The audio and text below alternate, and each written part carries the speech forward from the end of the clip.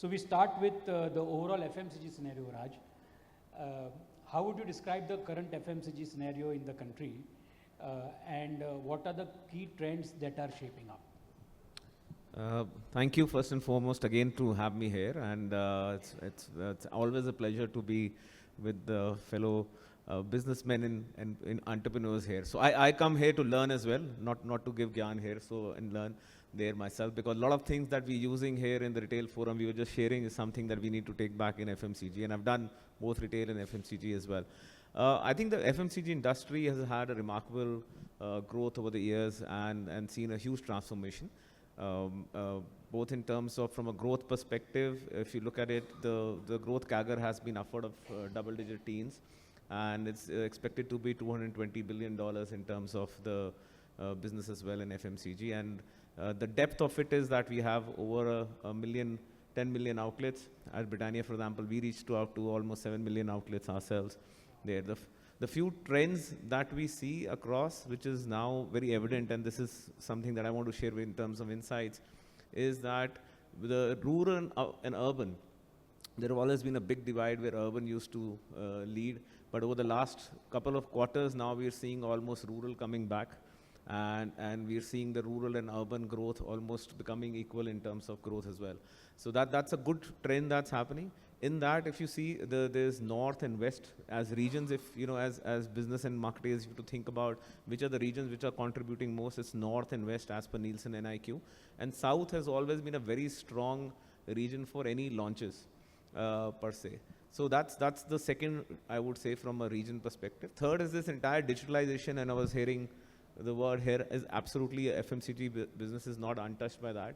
I don't look at consumers as these are digital consumer, these are non-digital consumer. They're all, everybody's a digital consumer now. My father there in Chandigarh, who's 78, uses I think more data, and so does my son. So they're more digital aware. So that's the big change that's happening on the digital side. And the other two factors is premiumization, and I'll talk more about it. And the fifth one in my mind is Indianization. As Indians, we are now very proud of our heritage names. For years, as Indians, we were trying dip tea for last, but now we embrace our masala chai with a lot of pride, and that's the big change that's happening. So how do, as companies and brands and marketers, we adopt names in Indian languages, regional flavors? Those are kind of things that our trends are coming through. Absolutely, I totally agree with you, and especially the Indianization example that you gave of the masala chai. We see it across the country and across the globe as well, especially in the airlines where, you know, they ask for the masala chai, you know, if the passengers would like to have it. So it has taken the world also by storm, especially the masala chai. But that Indianization part is there. I also want to talk about the India and the Bharat part of it, which you mentioned, the urban and the rural. But before that, how do you differentiate between the consumer behavior and the consumption pattern that is going on in the current scenario?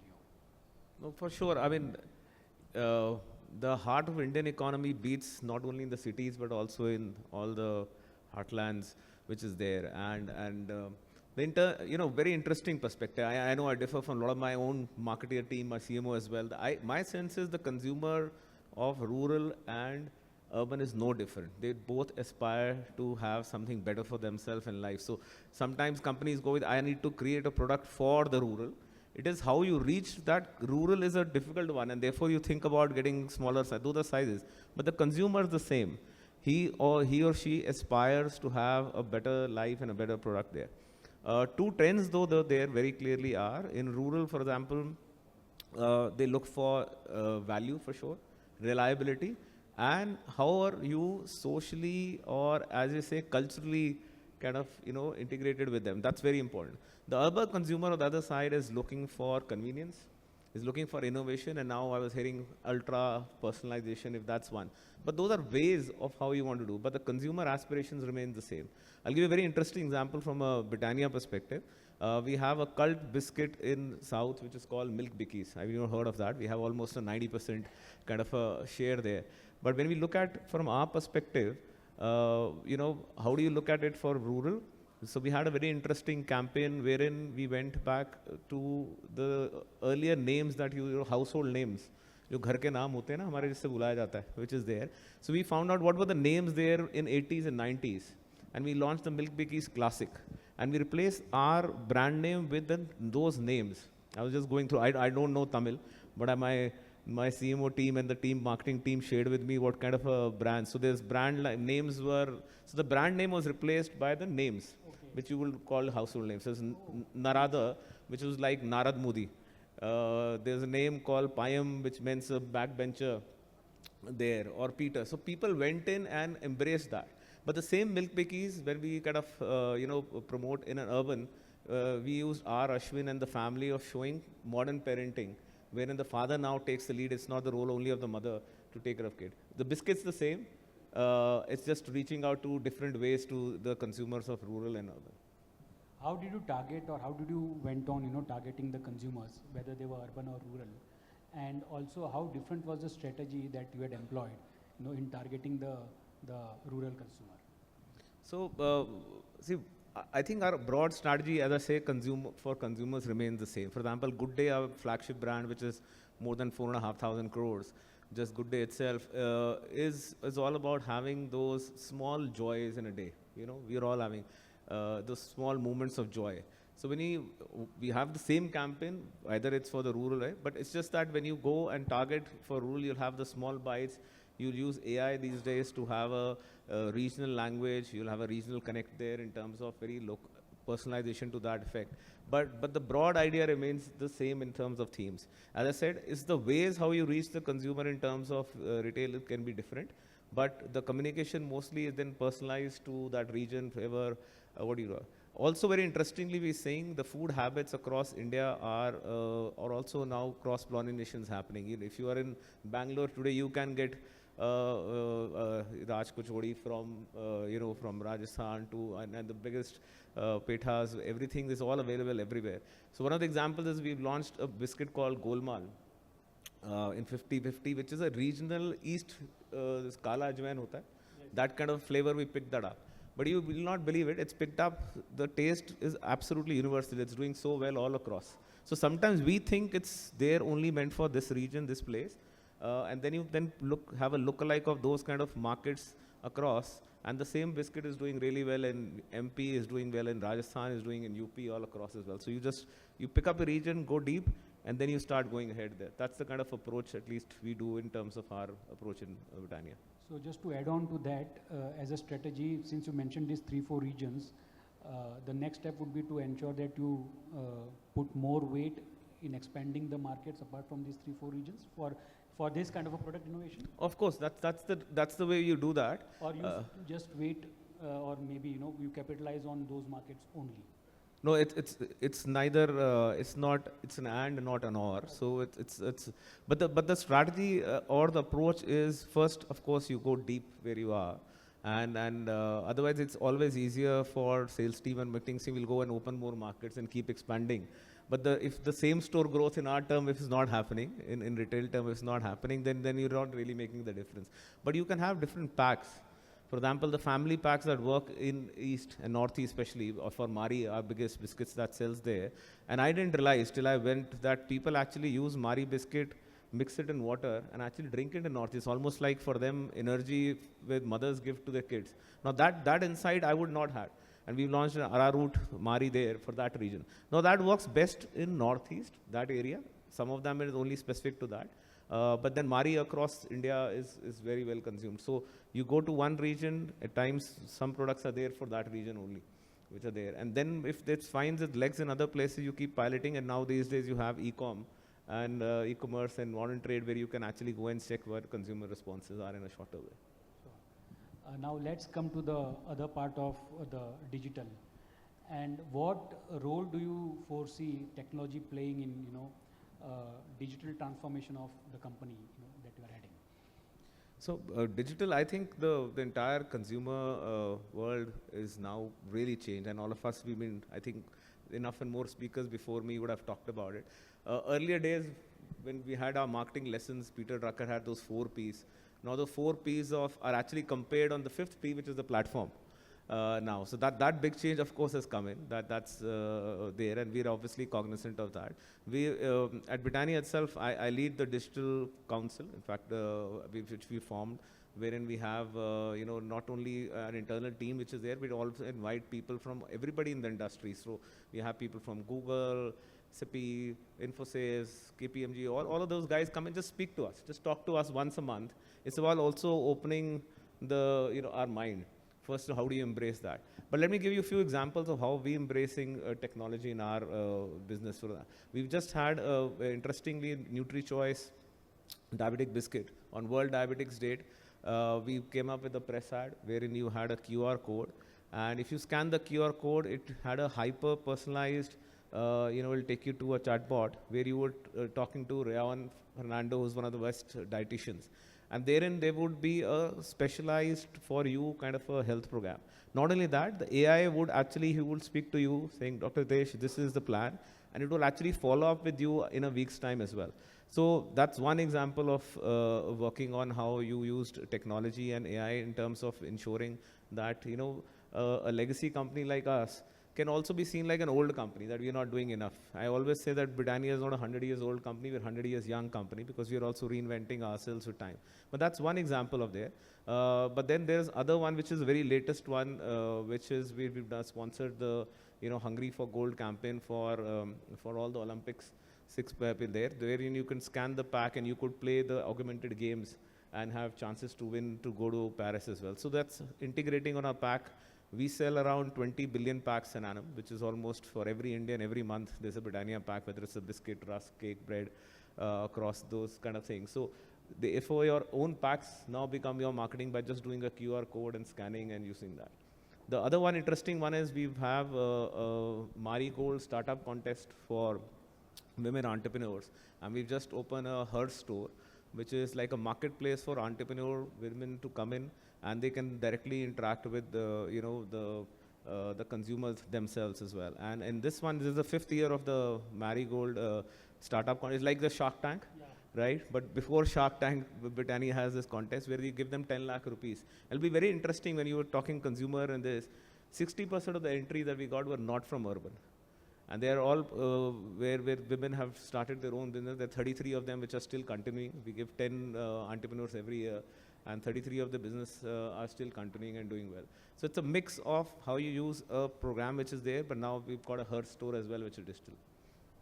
From there, we go to the brand strategy, and I want, you rightly mentioned that Britannia is a 100-year young brand.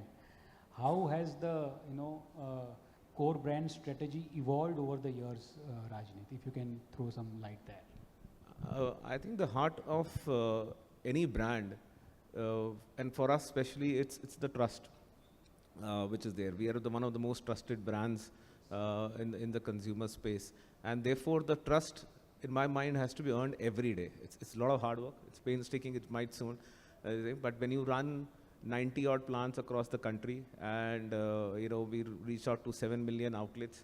We have a huge network of our plants and depots all across, so ensuring quality and trust is extremely paramount for us.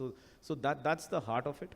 To your answer to begin with, so every thought of us is to ensure that that we live up to that. Having said that, we do a lot of social listening and understand what's really happening and relevant. We know the consumers are looking at health codes. There are 2 parts to it. I talked about premiumization, Indianization, and third one is health and wellness.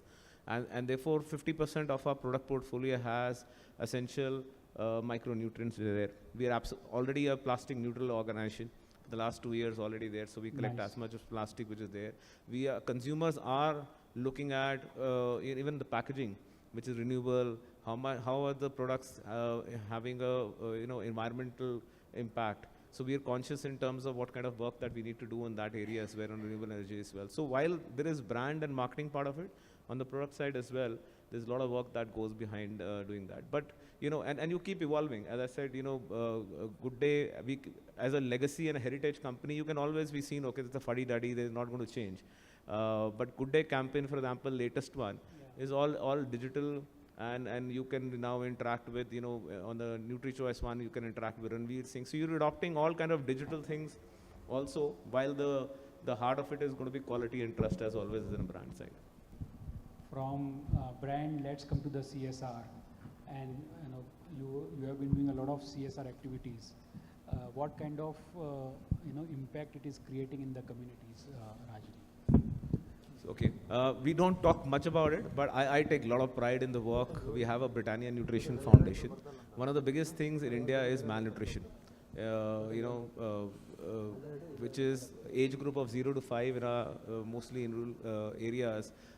There is iron deficiency between kids, adolescents, and even expectant and recent mothers, which is there. So Britannia now works with it was formed. Nutrition Foundation was founded in 2010. We have impacted lives of more than 2.5 lakh kids. And over 600 villages we work through. So what you do essentially is you work with the local communities and all, and get them the food which is locally sourced, which has millets. Millets is, and Shriyan now has become really big, but hum log to bahut der se kar rahe hain is pe kaam. And we also have a special biscuit which we don't sell, which is called the Tiger Choco chip kind of a cookie, which we give to schools where kids, they give them every day. So that way the schools, I went to one of the villages and they said कि बच्चे attendance के लिए आते हैं, उनको पता है कि रोज 2 biscuit मिलने हैं. So that's also one way of trying to do that work and impacting lives. And there's a lot of other work that we do from Wadia Foundation also, wherein we have hospitals and work that is there. But I take genuine pride in seeing the impact which I've seen in my life in terms of where the Nutrition Foundation makes in people. Excellent. The penultimate question would be, where do you see are the threats or the challenges, and where do you see are the opportunities? If I have to look for the next 5 years. Okay, 5 years vision. I'm not a soothsayer and I don't have a crystal ball to glaze in the future, but this is how we think about it. I think the codes for us, and I keep saying for at least for Britannia, is the vitamin D for is going to be 3 Ds, which is distribution. That's really important. We still have to get into, and there's a large project that we're doing on distribution in the company. The other is data, and third is digitalization. So these are going to be 3 foundations on which we're going to build the business there. We were in 4 categories earlier as an organization, in biscuits primarily, but then in bread, cake, and rusk. But we expanded into 4 new categories, which is dairy, with drinks, milkshakes we've launched, and we've got croissant, which is very interestingly there as well, which is about partnership with a French-Greek company, which we've got croissant there. So there is a lot of more categories that we need to get into. Threat to us, I would say, we don't take anything early. We are very conscious in terms of what competitions does and anything. But I think the heart of us is always being closest to consumer. So whatever consumer is looking at, listening to them, working on that, that's been the entire mantra, and that's how I think we'll continue to build on that. So where I see the organization, I think we'll be into multiple categories, multiple countries. We go to around 85 countries today. We have set up in Middle East, we have set up in Africa, we have got a couple of these, but we need to get to many other more countries and multiple categories, and on basis of these 3 Ds, which is there. Final, what would be your advice to budding entrepreneurs, startups?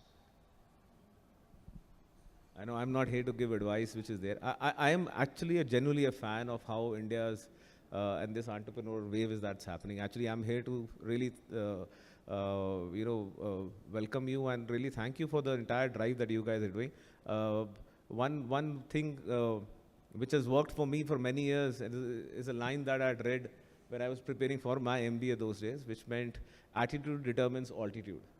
So, which is attitude. So have a positive attitude. I'm an incorrigibly optimistic guy. So I genuinely believe if you have a positive attitude there, altitude will definitely come through there as well. Awesome. Thank you, Rajneet Kohli. That was a quick fireside chat.